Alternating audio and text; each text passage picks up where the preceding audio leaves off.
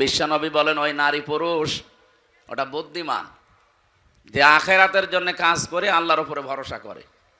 আর ওইটা নির্বোধ, পাগল, অজ্ঞ, যে আখেরাতের কোনো কাজ কারবার নেই, কারণ আন্দাজে আল্লাহর উপরে ভরসা করে থাকে, কালেমা যখন পড়েছি জান্নাত একদিন যাবই, এরকম ধারণা আমাদের নেই।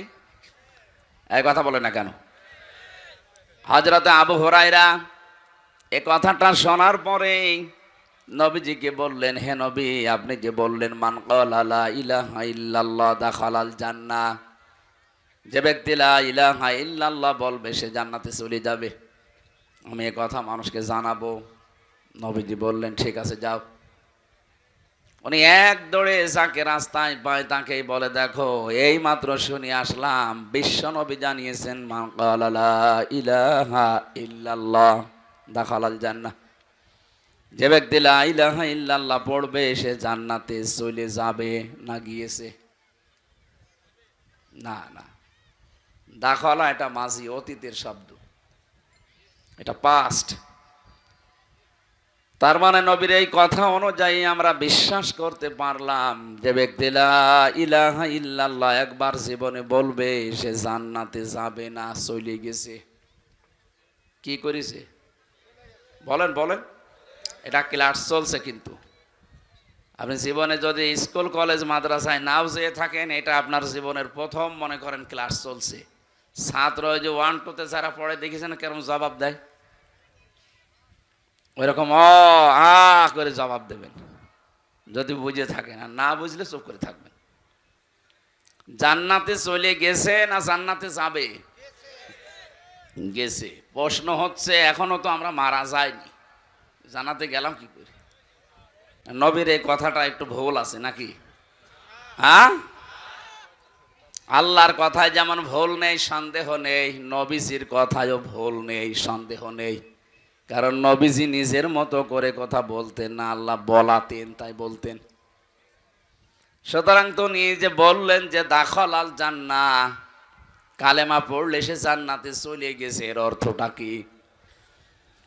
হঠাৎ পথের ভেতর হযরতে ওমরের সাথে দেখা, জিজ্ঞাসা করলেন এ কথা কে বলেছে, কোথায় পেলে? আচ্ছা নবীজি বলেছে, দিয়েছে এক চড়। যেই বলেছে নবীজি একটা আষাঢ় দিয়েছে। আপনি আমারে বলেন কেন? আমি তো শুনি আসলাম এখনো নবীজি মসজিদে নববীতে বসা আছে। গেলেন, জিজ্ঞাসা করলেন হে নবী আপনি কি এই কথা বলেছেন?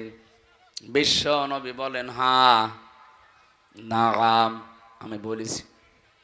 হযরত ওমর কিন্তু জ্ঞানী মানুষ ছিলেন, শিক্ষিত মানুষ ছিলেন, তিনি বিচক্ষণ ছিলেন। ওই জামানায় আরব জাহানের ভেতরে যারা 10 জন মানুষ শিক্ষিত, তার ভেতরে হযরত ওমর একজন। তিনি আমাদের মতো হুসুকে বাঙালি না, আন্দাজে এক কথা শুনলে পেছনে দৌড় দেয় না। কথাটা শোনার পরে চিন্তা করলেন, নবীজি তো মান ক্বালা লা ইলাহা ইল্লাল্লাহ দাখালাল জান্নাহ বলেছেন, ইয়াদখুলুল জান্নাতা বলতে পারতেন, যে জান্নাতে যাবে। নবীজি জান্নাতে চলে গেছে কথা বললেন কেন? হযরতে আবু হুরায়রা হয়তো অত বড় বিচক্ষণ ছিলেন না, এজন্য তিনি নবীর কথার অর্থ বোঝেননি। ওনাকে সাথে নিয়ে বলছেন হে নবী আপনি এ কথা বললেন? বলে হ্যাঁ বলেছি। কেন বলেছেন? বলে আল্লাহ আমাকে জানিয়েছে। আল্লাহ জানিয়েছে বুঝলাম, কিন্তু জান্নাতে চলে যাবে না আগে গিয়েছে কথা বললেন কি করে? নবীজি বললেন আমি এই কারণে বলেছি, দাখালাল জান্নাহ শব্দের ভেতরে ব্যাখ্যা আছে। কোন মানুষ যদি সত্যিই মন থেকে কথা বলতে পারে লা ইলাহা ইল্লাল্লাহ, এই শব্দের ভেতরে যত হারাম কাজ আছে, নিষিদ্ধ কাজগুলো জানার পরে সে ছেড়ে দেয়, হালাল যেগুলো আছে বৈধ আছে জানার পরে জীবন থাকলে আঁকড়িয়ে ধরে, আমি তাদের জন্য এই শব্দটা প্রয়োগ করেছি যে দাখালাল জান্নাহ, সে জান্নাতে চলে গেছে। হযরত ওমর বললেন হে নবী এই কথাটা তো বলে না, শুধু বলেছে লা ইলাহা ইল্লাল্লাহ দাখালাল জান্নাহ। তাহলে মানুষ তো নামাজ রোজা ইবাদত বন্দেগী সব ছেড়ে দেবে। এই জন্য যারা এই ধান্দায় আছেন যে কালেমা যখন পড়েছি জান্নাত একদিন যাবই, হ্যাঁ ঠিক আছে, হালালকে হালাল জানা লাগবে না। হারামকে হারাম জিনিস ছেড়ে দেওয়া লাগবে না। প্রশ্ন আসতে পারে, আমি জানি, জানেন, কিন্তু বাস্তব জীবনে আমাদের এইগুলো প্র্যাকটিক্যালি আমল নেই। আর এটা স্মরণ করিয়ে দেওয়ার জন্য আজকের এই অনুষ্ঠান। কথা বলেন ঠিক কি না?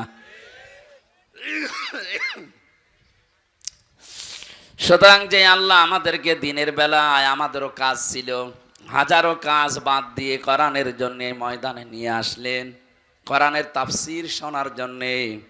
খুশি হয়ে বলেন আলহামদুলিল্লাহ।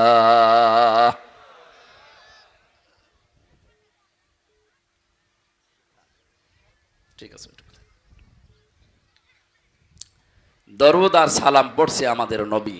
কারণ কোনো অনুষ্ঠান যদি আল্লাহর আরশে পৌঁছাতে হয়, এ পৃথিবীতে কোনো বাবার নামে পীর সাহেবের গুণগান করে আপনি পৌঁছাতে পারবেন না। অনুষ্ঠান যত বড় হোক ছোট হোক, যে কোনো এবাদত বন্দিগি হোক, ওটা যদি আপনি মনে করেন যে এটা আমার আল্লাহর দরবারে কবুল হয়ে যাক, তাহলে ওটার আগে পরে দরুদ শরীফ পড়া লাগবে। কি পড়া লাগবে? আমরা যেটা একটু আগে পড়লাম না একবার, তাহলে বিশ্বাস করতে পারি এই অনুষ্ঠান যত ছোট হোক, মানুষ যেই কয়জন হোক, এটা আল্লাহর দরবারে এবাদত হিসাবে কবুল হয়ে গেছে। প্রশ্ন হচ্ছে, যে কথাগুলো বললাম আমি দরুদে, ওইগুলো আমার প্র্যাকটিক্যাল জীবনে থাকা লাগবে। কথা বলে না কেন? আমি বলি এক মুখ দিয়ে, অথচ আমার প্র্যাকটিক্যাল লাইফে এগুলো সেট করা নেই। আমি আন্দাজে এ মুখের চামড়ার মুখ হবে না, এর সাথে আরো দুইটা সম্পৃক্ত আছে। আপনার অন্তর দিয়ে বলা লাগবে এবং বাস্তব জীবন এটা দেখানো লাগবে। তাহলে কি বললেন আপনি একটু মিলান তো। আপনি কি মন থেকে দরুদ শরীফ পড়েছেন? তো বলেন না কেন? হাদিস হচ্ছে, পৃথিবীর যে কোনো প্রান্ত থেকে যদি নবীর কোনো উম্মত একবার দরুদ শরীফ পড়ে, ফেরেশতারা ওইটা নিয়ে নবীর রওজার কাছে শোনায়। নবীজি বলেন, আমি শোনার পরে উত্তর দেই, আর তার জন্য আমি মাগফিরাতের দোয়া করি। সুবহানাল্লাহি ওয়া বিহামদিহি। আমরা হাদিস সারা জীবন শুনি যে নবীজির সুপারিশ ছাড়া আমির হামজা না, ওর বাবাও জান্নাত পাবে না। পাবে? আপনি নিজের ইবাদত বন্দেগী একেবারে আকাশ পরিমাণ করলেও জান্নাত যেতে পারবেন না, বিশ্ব নবী যদি আমাদের জন্য সুপারিশ না করেন। সেই হিসাবে আমার বর্ণনা, যে কথাগুলো বললাম, দেখেন তো আমরা সুপারিশ পাবো কিনা। এক নম্বরে বলেছিলাম, আল্লাহুম্মা, হে আল্লাহ, সল্লি আলা, তুমি রহমত নাজিল করো। এখানে সল্লুন শব্দের অর্থ চারটা। রহমত নাজিল করা, সল্লত মানে দরুদ শরীফ পড়া, সল্লত মানে নামাজ পড়া, সল্লুন মানে মাগফিরাত কামনা করা। আমার আল্লাহর কাছে চারটার যেইটা যার সাথে মিলবে তার সাথে লাগাবেন। এখন যদি সল্লুন শব্দের বাংলা অর্থ আপনি এখানে ধরেন যে মাগফিরাত কামনা করা, সৃষ্টি জগতে আমরা যারা অপরাধ করি তারা মাগফিরাত কামনা করলে মানায়। কথা বলে না কেন? তো বিশ্ব নবীর জন্য মাগফিরাত কামনার দরকার নেই, কারণ তার আগে পরের সব অপরাধ আল্লাহ মাফ করে দিয়েছেন। মা তাকদ্দামা মিন জামবি, তার আগে পরে কোনো অপরাধ নেই, এই সব আল্লাহ নিজ গুণে ক্ষমা করে দিয়েছেন। তাহলে দ্বিতীয় অর্থ হচ্ছে সল্লুন মানে নামাজ পড়া। এখানে তো আমরা নামাজ পড়লাম না, এই যে কিছুক্ষণ আগে পড়লাম ওই নামাজ না। এই দরুদের ভেতরে কোনো নামাজ পড়েছি? বলেন বলেন। তাহলে এইটাও না। যার জন্য যেটা মেলে তাকে সেই জায়গায় লাগাবেন। 3 নম্বরে রহমত নাজিল করা, এটা মিলছে। আমরা তো আল্লাহকে বলতেই পারি, হে আল্লাহ তুমি রহমত নাজিল করো। সল্লি আলা, আলা মানে উপরে, মোহাম্মদ, মোহাম্মদের উপরে। আপনি যখন মনে মনে এই কথা বলেন যে আল্লাহুম্মা সল্লি আলা, হে আল্লাহ তুমি রহমত নাজিল করো, আল্লাহ যদি বলে কার উপরে, আপনি নিজেই যেন জবাব দিচ্ছেন আলা মোহাম্মদ। কার উপরে? এই কথা বোঝা লাগবে। আপনি শুধু খেলা করার জন্য আসেন নাই, এত কষ্ট স্বীকার করে, টাকা পয়সা খরচ করে, সময় ব্যয় করে আপনি বসে আছেন, একেবারে চাতক পাখির মতো শুনতেছেন, বোঝার জন্য শুনেন। আপনি কিন্তু বলেন না যে আলা মোহাম্মদ, প্রথমে বলেছিলেন আল্লাহুম্মা সল্লি আলা, হে আল্লাহ তুমি রহমত নাজিল করো। আল্লাহ জানো হঠাৎই প্রশ্ন করছে, বান্দা কার উপরে? আপনি কি বলেছেন আলা মজিব, মজিবের ওপরে? কথা বলেন না কেন? আপনি বলেছেন আলালা জিয়া, জিয়ার উপরে? পৃথিবীর কারো নামে আপনি বলেছেন? কি বলেছিলেন? আলা মোহাম্মদ, মোহাম্মদের ওপরে তুমি রহমত নাজিল করো। আল্লাহ যেন আবার আপনাকে প্রশ্ন করছেন, নারী হন আর পুরুষ হন, যে মোহাম্মদটা কে? আমি একা না, সবাই মিলে এক বাক্যে জবাব দিয়েছি, সাজ্জিদিনা, মোহাম্মদ আমাদের নেতা। আমি কি আমার নেতা বলেছি? বলেন বলেন। তাহলে সাজ্জিদ তো বলতাম যে আমার নেতা। সাজ্জিদিনা এক আলিফ টান দিলেন, জামা মোতাকাল্লিম, আমরা সবাই মিলে বললাম আল্লাহ সাজ্জিদিনা, মোহাম্মদ যেমন তেমন মানুষ না, উনি আমাদের সকলের নেতা। দরুদের ভেতরে আপনি আমাদের নেতা বলে স্বীকার করে নিলেন। এখান থেকে পরিবারে, সমাজে, রাষ্ট্রে গিয়ে আর মোহাম্মদ রাসূলুল্লাহর নেতৃত্ব মানতে চান না। আপনি এইরকম দরুদ যদি কিয়ামত পর্যন্ত পড়েন, আল্লাহর রহমতে মাহফিল কবুল হওয়া দূরের কথা, আরো নিচে নামতে থাকবে। আমার কথার অর্থ বুঝেছেন? তাহলে সেটা পড়ছেন, এটা আমাদের বাস্তব জীবনে নিয়ে যাওয়া লাগবে না?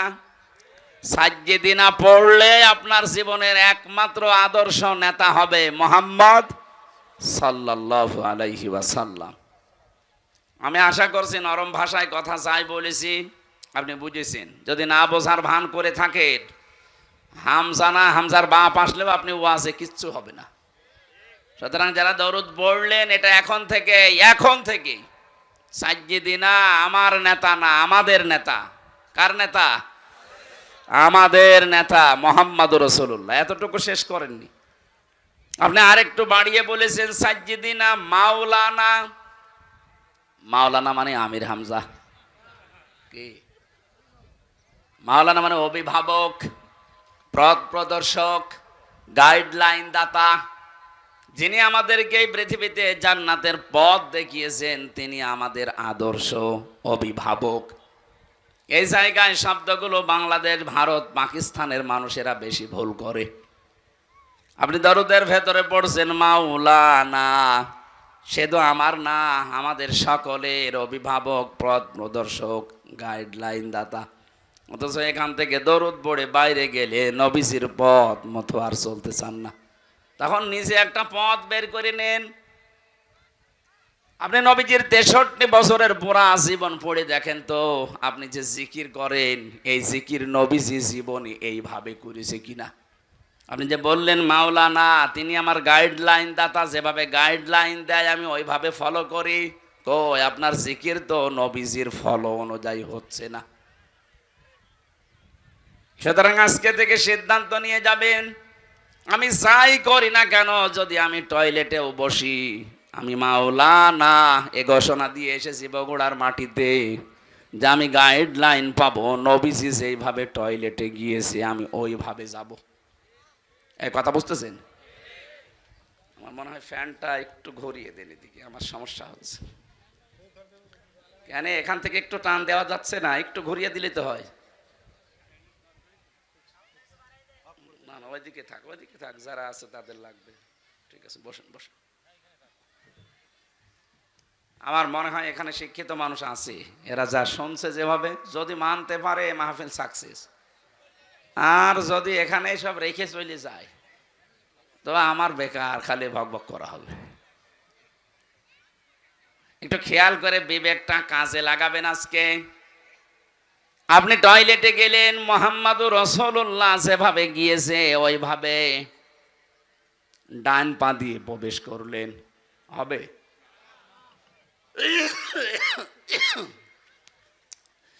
নবীজি জীবনে কোনদিন ডান পা দিয়ে টয়লেটে বসেছেন? বলেন বলেন। কি দিয়ে? আরো জোরে। বাম পা দেওয়ার সময় তিনি বলতেন আল্লাহুম্মা ইন্নী আউযু বিকা মিনাল খুবুসি ওয়াল খাবাইস। খুবসি না, খুবুসি, বহু বচন এটা। কারণ জিন শয়তান জিন পরি অনেক আছে, একটা না। পৃথিবীতে সবচাইতে বেশি শয়তান আনন্দ পায় নারী এবং পুরুষের লজ্জায় স্থান দেখে। কারণ শয়তান যৌনবাদী ও যৌনতা ছড়াতে ভালোবাসে। আমরা যেহেতু সব জায়গায় পোশাক আশাক পরে থাকি, টয়লেটের সময়টা লজ্জাস্থান উলঙ্গ করা লাগে, উন্মুক্ত করা লাগে, এই জন্যেও ওখানে বসে থাকে। নবীজি শিখিয়েছেন ওখানে যাবার আগেই বলবা আল্লাহুম্মা, হে আল্লাহ, ইন্নি, অবশ্যই আমি, আউযু বিকা, তোমার কাছে আশ্রয় চাই, সাহায্য চাই, মিনাল খুবুসি ওয়াল খাবাইস, যত রকমের জিন পরি যা আছে দুষ্টু, ওরা যারা ওত পেতে আছে আমার লজ্জা স্থান দেখার জন্য আমি ওদের থেকে আশ্রয় চাই। বিশ্বনবী বলেন এটা পড়ার পরে যখন মানুষ টয়লেটে বসবে এই শয়তানের চোখে ধুলা লেগে যায়। তাহলে এখান থেকে একটা মাসলা বের হয়, শয়তান যৌনবাদী ও যৌনতা ছড়াতে ভালোবাসে। আমাদের যৌনাঙ্গ যতটুকু একজন পুরুষের জন্য এই নাভি থেকে শুরু করে হাঁটু পর্যন্ত ঢেকে রাখা এটা ফরজ। এটা কি? নামাজ পড়া যেমন ফরজ, একটা পুরুষের যদি পোশাক আশাক থাকে তাহলে তার নাভি থেকে হাঁটু পর্যন্ত মাস্ট বি ঢেকে রাখাই লাগবে। যদি এতটুকু কাপড় না থাকে তাহলে আপনার এই গুনাহ হবে না। কাপড়ই নেই, আপনি মাপ। কাপড় থাকলে মাস্ট বি এতটুকু ঢাকাই লাগবে। একজন পুরুষ মানুষ যদি নাভি থেকে হাঁটু পর্যন্ত ঢেকেও নামাজ আদায় করে তার নামাজ হয়ে যাবে। কিন্তু একজন মহিলা যদি নাভি থেকে হাঁটু পর্যন্ত ঢেকে নামাজে দাঁড়ায়, ওর নামাজ হবে না। না, হবে না। কারণ ওর ফরজটা আর একটু বেশি। ওর মাথার চুল যদি সেজদায় দিতে গিয়ে, রুকু দিতে গিয়ে দেখা যায় ওর নামাজ ভেঙে যাবে। এই জন্য মেয়েদের শাড়ি পরে আমার মনে হয় নামাজ শুদ্ধ হয় না। মেয়েরা যারা শাড়ি পরে নামাজ পড়েন এটা বাদ দেবেন, আপনি সালোয়ার কামিজ বানাবেন। আমার মনে হয় সালোয়ার কামিজে খরচও কম হবে, ফরজ পর্দাও আদায় হবে, নামাজও সুন্নত অনুযায়ী হবে।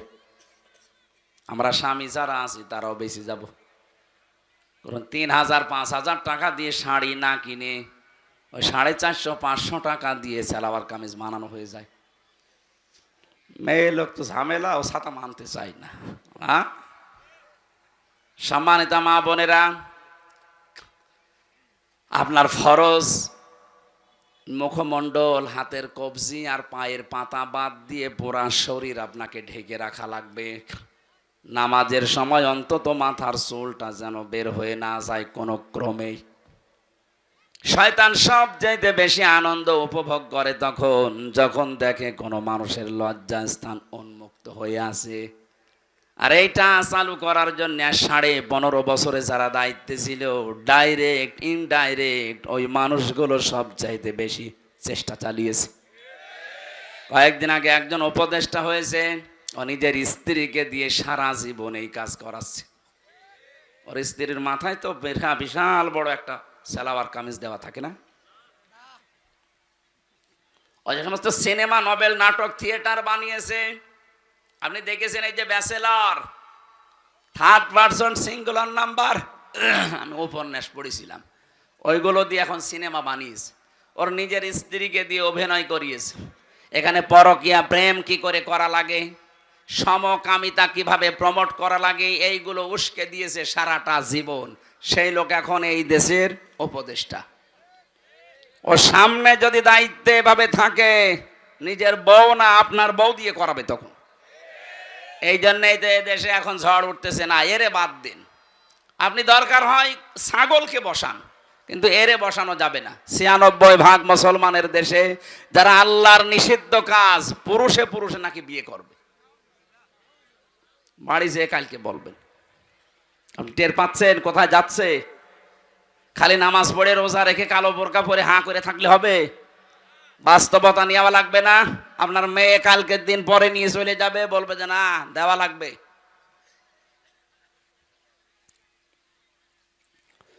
যেটা বোঝানোর জন্য বলছিলাম, বিশ্বনবী বলেন যখন আপনি দোয়া পড়ে বসলেন, 8 মিনিট 10 মিনিট আপনি কাজ করলেন, বের হওয়ার সময় বলবেন গফরানাক, বাম পা দিয়ে বের হবেন?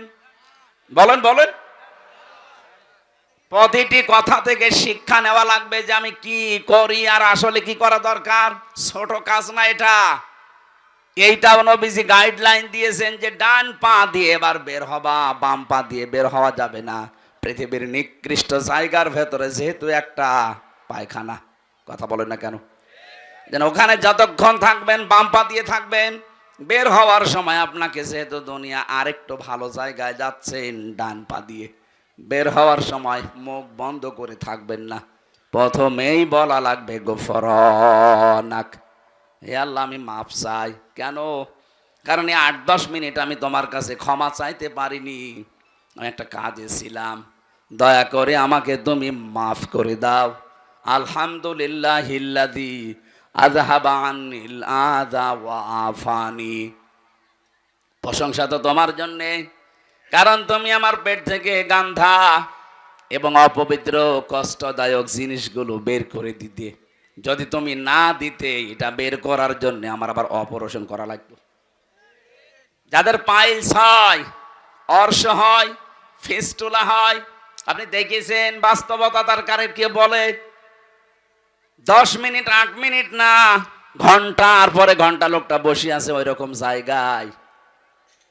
আল্লাহ যদি সত্যি আপনাকে গান্ধা জিনিস বের করে না দিতেন, ওটা কেটে বের করে লাগার জন্য অপারেশন করা লাগতো। হাদিস পড়েছি, কোন মানুষ যদি সত্যি এই দোয়াটা পড়ার সময়, বের হওয়ার সময় আমল করতে পারে, এরকম কঠিন রোগ থেকে আল্লাহ তারে আস্তে আস্তে বাঁচিয়ে দেয়। জীবনে দোয়া অনেকে আছে পড়েইনি। আমার বোঝানোর বিষয় ছিল যে দোয়াটা পড়ে আসলেন, গেলেন, 8-10 মিনিট সময় কাটালেন, পোড়াটা নবীজির গাইডলাইন মতো হয়েছে, এই জন্য পোড়াটাই এবাদত। কথা বলেন না কেন? এটা যে এবাদত মানেন তো? আপনি মনে করছেন আমি 10 মিনিট টয়লেটে থাকলাম, এটা আবার এবাদত হয় কি করে? হ্যাঁ, কারণ এই তরিকাটা রাসূলুল্লাহর। এ তরিকা যদি আপনি আব্রাহাম লিঙ্কনের মতো করেন, আপনি যদি জো বাইডেনের মতো যান আর বের হন, ডোনাল্ড ট্রাম্পের মতো যান আর বের হন, ওইটা তখন আর এবাদত হবে না। ওটা কিয়ামতের দিন আপনাকে আল্লাহ হাজির করবে ওই ট্রাম্পের সাথে, কারণ আপনার গাইডলাইন দাতা, আপনার আদর্শ, আপনার অভিভাবক হয়ে দাঁড়িয়েছে পথ প্রদর্শক ট্রাম্প। কথা বলেন না কেন? তাহলে আমাদের বাস্তবতা শুধু মাওলানা পড়লে হবে? আমি তো একটা বললাম জিকিরেরটা। দুনিয়ায় যত রকমের কাজ আছে, প্রত্যেকটি কাজে যে অনুসরণ করা লাগবে মুহাম্মদুর রাসূলুল্লাহ। কেউ বাজারে গেছে, কিভাবে দরদাম করবে, কিভাবে তার ক্রেতা বিক্রেতার বিক্রি হবে, এমন কোনো কাজ নেই নবীজি জীবনে করেননি। আর আপনি ওই কাজের বাইরে কোনো কাজ করলে আপনার মাওলানা মুহাম্মদ ওয়া আলা আলী সাইয়্যিদিনা কিচ্ছু হয়নি। তাহলে দরুদ শরীফ কবুল না হলে মাহফিল কবুল হবে?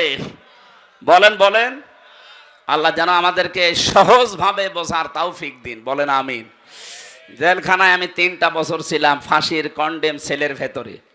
আমার প্রতিদিনের তাহাজ্জুদের নামাজে এই দোয়া ছিল, আল্লাহ আমি বাইরে যদি জীবনে যেতে পারি। আমার আর আশা ছিল না যে আমি বাইরে যাব, কারণ ওরা যে অবস্থায় রেখেছিল মনে হয়েছিল মারা যাব। 24 ঘন্টা ওরা আমার নজরদারিতে, তালাবদ্ধ অবস্থায়, যোগাযোগ বিচ্ছিন্ন করে রেখে দিয়েছিল। জানতাম না যে বাইরে কেউ আসে না নেই। এমনিতেও টেনশনে তো বিভিন্ন রোগ এমনি হয়নি, এই কারণে হয়েছে। কোনোদিন আশা করি নাই যে বাইরে বের হব। তারপরও যদি আল্লাহ তুমি বাইরে বের করো, তো অন্তত তোমার বান্দা বান্দিদের সামনে যখন আমাকে নিয়ে যাবে, কোরআনের কথাগুলো, হাদিসের কথাগুলো এমন সহজভাবে যেন বলতে পারি, মানুষ যেন সত্যি সহজে, বাচ্চা যেমন মায়ের কথা বুঝে ফেলে, আমার সামনে যারা এরা যেন আমার সহজভাবে বুঝে। আপনারা বুঝতেছেন? বুঝতেছেন কথা? সুতরাং দরুদ শরীফ যে যেই কায়দায় পড়ছেন হচ্ছে না। আপনার সাইয়্যিদিনাও ঠিক নেই, মাওলানাও ঠিক নেই। আপনি মাওলানা মানেন গিয়াসউদ্দিন তাহেরিকে, ও যেভাবে জিকির করে আপনি ওইভাবে জিকির করেন। তার মানে আপনার জিকির, আপনার মাওলানা গিয়াসউদ্দিন তাহেরি। এই কথা বলছেন না কেন? আপনার মাওলানা, আপনার জিকির হওয়া লাগবে তো মুহাম্মদুর রাসূলুল্লাহর মতো। কথা বলেন না কেন? আপনার ব্যবসা হওয়া লাগবে মুহাম্মদুর রাসূলুল্লাহর মতো। আপনার রাজনীতি হওয়া লাগবে মুহাম্মদুর রাসূলুল্লাহর মতো। আপনার অর্থনীতি হওয়া লাগবে মুহাম্মদুর রাসূলুল্লাহর মতো। হ্যাঁ, আপনি নামাজ পড়েন রসুলের মতো, রোজা রাখেন ওনার মতো, ব্যবসা করেন আব্রাহাম লিঙ্কনের মতো। এই এলাকায় বহু মানুষ এমন আছে নিজে টাকা ছেড়ে রাখে, 1000 টাকা দিয়ে দেয়, প্রত্যেক মাসে 100 টাকা করে বেশি করে নেয়। এটা মনে হয় এখনো শুরু হয়নি। হ্যাঁ, এই এলাকায় এই সুদের সাথে জড়িত, তাহলে সে মায়ের সাথে জেনা করছেন। এই কাজ করছেন কারা, হাত তোলেন তো। আন্দাজে আপনারা যে মিথ্যা কথা বললে যে এলাকায় আছে, কই একটা লোক তো নেই। ওই রকম মানুষ এখানে আমি জানি যে আসবে না, কারণ ও আসলে তো ধরা খাবে। সুতরাং এখানে যারা আছে এই কাজের ভেতরে আমরা নেই। যদি কেউ থেকে থাকেন আজকে এই মুহূর্তে তাওবা করে চলে, না খেয়ে মরে যান ভাই। মায়ের সাথে জেনা করে মরে যাবেন? জেনার শাস্তি জানেন? কোরআনে কারিমে সূরা ফুরকানের 68 নম্বর আয়াতের মাঝে আছে, ওয়ালা ইয়াজনুন, জেনা করবা না, কারণ জেনা করলে ইউদাফ লাহুল আযাব। আল্লাহ বলেন জেনার শাস্তি ডবল হবে। এখন যদি বলেন কই আমি তো কোনোদিনে জেনা করিনি, কিয়ামতে আপনার আমল নামায় এটা উঠে থাকবে যে আপনি মায়ের সাথে জেনা করে এসেছেন। যারা এই যে টাকা ছেড়ে রাখে, টাকা আসে। 1 বিঘা জমি আপনি আমার কাছ থেকে নেন, নেওয়ার সময় হয়তো 70-80 হাজার টাকা দিয়ে দেন। 1 বছর 2 বছর 5 বছর করে খাবেন। টাকা যখন ফেরত দেব, জমি তখন ফেরত নেব। এই সিস্টেম আছে না? এইটাও সুদ ভাই। এটার কি বলে বাংলায়? এগ্রিমেন্ট। সে যে এগ্রিমেন্ট তো ইংরেজি হয়ে গেল, বাংলায় কি বলে? বন্ধকি। এই কাজে এই যে যেহেতু এটা জমিন না, এই যে বিভিন্ন জমি আছে, এখানে 1 বিঘা জমি দিলে 60,000 70,000 টাকা নেয়। 1 বছর করে খাবেন, তখন টাকা ফেরত দেবেন, তখন আপনাকে জমি দেব। কারা কারা এই কাজে আছেন আমি কিছু বলছি না, হাত তোলেন তো। এই 2 জন।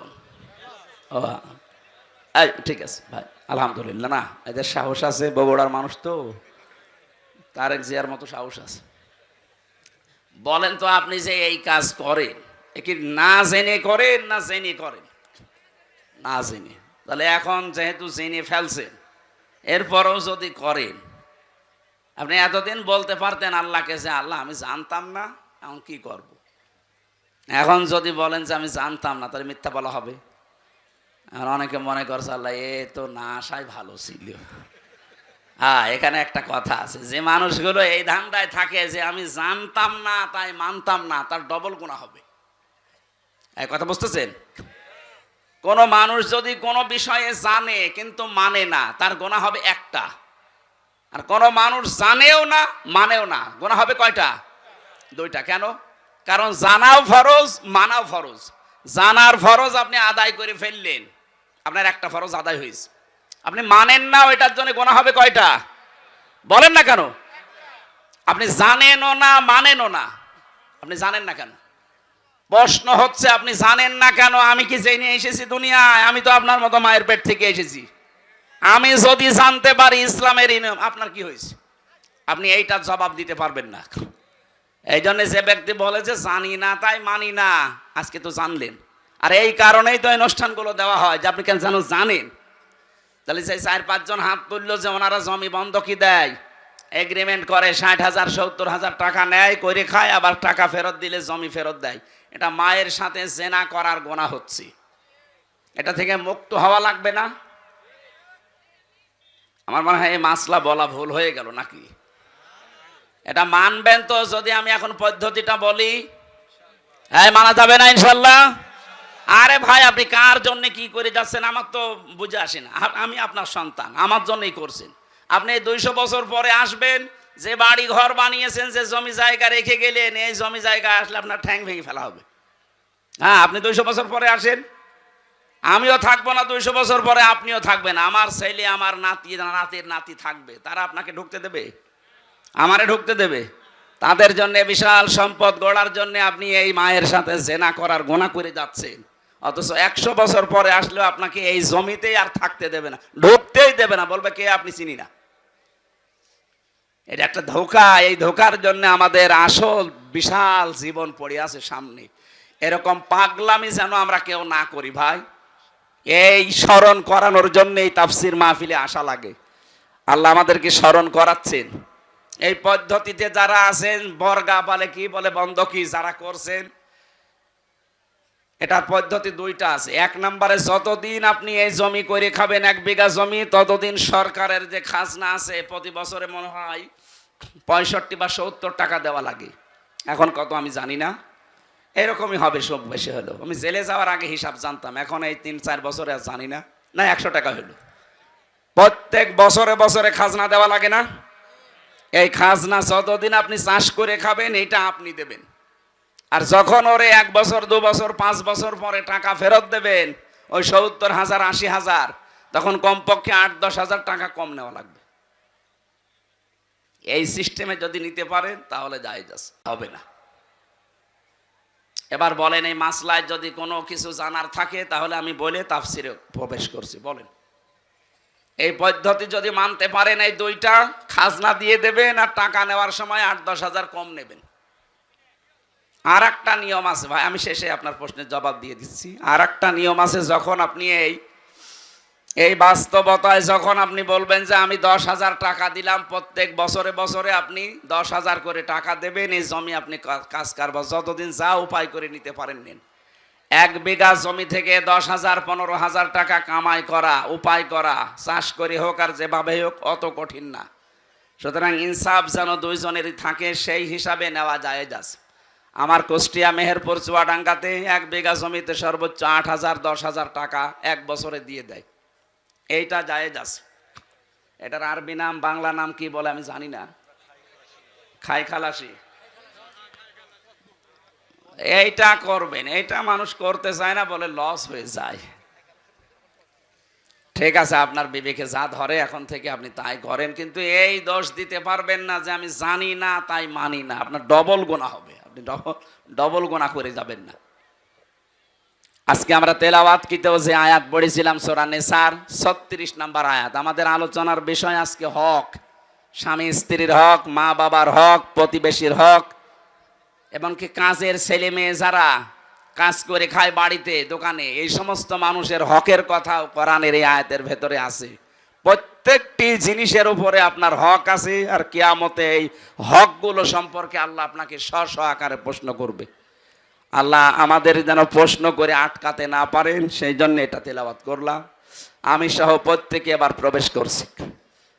আল্লাহ রাব্বুল আলামিন বলেন, ওয়া'বুদুল্লাহা ওয়ালা তুশরিকু বিহি শাইআ।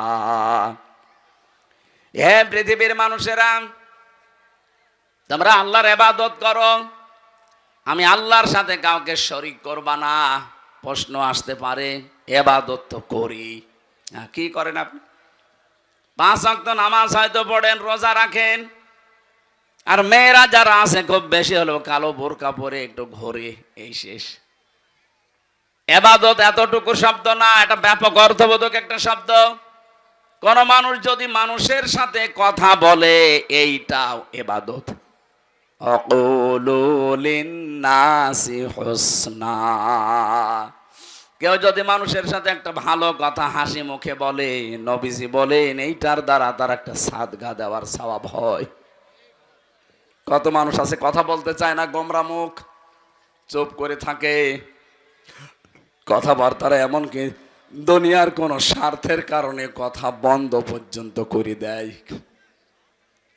মুরগিতে ধান খেয়েছে, এতটুকু একটা অপরাধ, এই নিয়েও মাসের পরে মাস ঝগড়া, কথা বলে না, এমন মানুষ নেই দুনিয়ায়। আপনি যদি মারা যান, এই অবস্থায় 3 দিন পার হয়ে যায়, দুনিয়ার কোন স্বার্থ নিয়ে কারোর সাথে গন্ডগোল, মারামারি, ঝগড়া ঝাঁটি, মরে গেলেন 3 দিন পর, আপনি বেঈমান হয়ে মরবেন, ঈমান নসিব হবে না। আমি তো জানি 3 দিন না, 3 বছর না, 30 বছর কথা বলে না ঠুনকো একটা বিষয় নিয়ে, এই কথা বলছে না কেন? আর এগুলোর সব চাইতে পেছনে কলকাঠি নাড়াচ্ছে শয়তান, আর শয়তান মেয়েদেরকে দিয়ে এটা খেলায়, কারণ মেয়েরা শয়তানের জাল। ওরা যখন বেপরদায় চলে, শয়তান বলে ওদেরকে আমি জাল হিসাবে ব্যবহার করি। আর দেখবেন এই সমস্ত মহিলারা এগুলো তাল পাল লাগায়। যে এলাকাতে দেখবেন এই যে তালাতালি করা, এর কথা ওর কাছে লাগানো, মানুষের সম্পর্ক নষ্ট করে দেওয়া একটা গুনার কাজ। এটা যখন বেশি চালু হয়ে যায় কোনো এলাকার ভেতরে, ওই এলাকার মানুষ ভালো হয়ে গেলেও তাদের দোয়া কবুল বন্ধ হয়ে যায়। মুসা আলাইহিস সালামের জামানায় একবার বৃষ্টি বন্ধ হয়ে গিয়েছিল বহুদিন। তিনি তার উম্মতদেরকে নিয়ে এরকম একটা ময়দানে দোয়া করলেন, 2 রাকাত নামাজ আদায় করে, রব্বুল আলামিন বৃষ্টি বন্ধ হয়ে গেছে। এগুলো নাই আমার উম্মত, আমার তো কষ্ট লাগে, কিন্তু এদের তো আমি বানাইনি, তুমি বানিয়েছো, তুমি তো মালিক, তোমার কষ্ট লাগে না, বৃষ্টি দাও। তিনবার মোনাজাত করলেন, আল্লাহ বলেন হাত ফেরাও, বৃষ্টি হবে না। মুসা নবী তো নাছড় বান্দা, তিনি আল্লাহর সাথে কথা বলতেন, ডাক দিয়ে বলে মাবুদ না, দেওয়াই লাগবে, কেন দেবে না ওই কারণটা বলো। আল্লাহ তাআলা বলেন বৃষ্টি দিতে পারি, তুমি যাদেরকে নিয়ে দোয়া করছিলে এর ভেতরে একজন নামিমা তালাতালি করা মানুষ আছে। ওই লোকটা যতক্ষণ এই মোনাজাতে হাজির থাকবে তোমার দোয়া নবী হলেও কবুল হবে না। হযরতে মুসা নবী বললেন আল্লাহ তুমি শুধু ওর নাম বলো, দেখো ওর কি করি। আল্লাহ বলছে না, আমি নিজেই নাম ধরে কথা বলতে নিষেধ করি মানুষকে, আর এখন আমি নাম ধরে দিলে তুমি ওরে মারামারি করবা, অপমান করবা, আমি এটা হতে দেব না। মুসা নবী বলে আল্লাহ তাহলে আমি টের পাবো কি করে?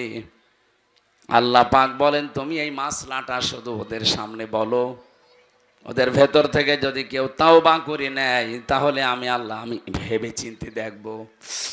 উনি উম্মতদের সামনে বয়ান দিলেন, এখানে আমি নবী একা না, সব নবী যদি এখানে এসে দোয়া করে দোয়া কবুল হবে না, কারণ এর ভেতরে যে নামিমা তালাতালি করা মানুষ আছে, এই মানুষটা যতক্ষণ বের হয়ে না যাবে, তাওবা না করবে, ততক্ষণ পর্যন্ত এখানে বৃষ্টি নামবে না। আসলে সবাইকে আমি তাওবা করাই, তাহলে ওই লোকটাও তাওবা করবে। হযরতে মুসা তাওবা পড়লেন। তাওবা মানে এই যে আস্তাগফিরুল্লাহ রাব্বি মিন কুল্লি, এটা তো একটা বাক্য। তাওবা মানে অপরাধের স্বীকৃতি দেওয়া। মনে মনে বলেন আর সামনে প্রকাশ্যে বলেন, ওপেন বলেন, আপনাকে বলা লাগবে যে আমি অপরাধী। এই যে অপরাধ বোধ, এইটা আমাদের ভেতর থেকে আজ উঠে গেছে। অন্যায় করার পরেও অনেক মানুষ বুক ফুলিয়ে টান করে বলে কি করেছি, কি করেছি মানে আপনি কি করেছেন? আপনার বিবেককে প্রশ্ন করেন তো। 15.5 বছরে যারা দায়িত্বে ছিল তাদের বিবেককে যদি একটু প্রশ্ন করে যে কি করেছি আমি, কত মানুষ আমার কারণে মিথ্যা মামলায় জেল খাটতেছে, মিথ্যা সাক্ষী দিয়ে তারে আমি ঘরে থাকতে দেই নাই, তার ব্যবসা বাণিজ্য বন্ধ করে দিয়েছি। না বগুড়া এগুলো ছিল না? সিলেটে এই জেলা আরো বেশি থাকার কথা। কত মানুষ এই দেশে গুম হয়ে গেল, খুন হয়ে গেল, আয়না ঘরে আমি 14 বছর পর্যন্ত মানুষ দেখেছি, এত বড় বড় নখ হয়ে গেছে, চুল দাড়ি গোপ মনে হচ্ছে যে জঙ্গল থেকে বেরিয়ে আসতেছে। এত বড় বড় নখ দিয়ে এই দেওয়ালের সাথে খসিয়ে খসিয়ে লিখে রাখতো মোবাইল নাম্বার দিয়ে যে ভাই আমি আজ 14 বছর হয়ে গেল, যদি এই নাম্বারটা বাইরে কেউ দিতে পারেন বলবেন যে আমি বেশি আছি।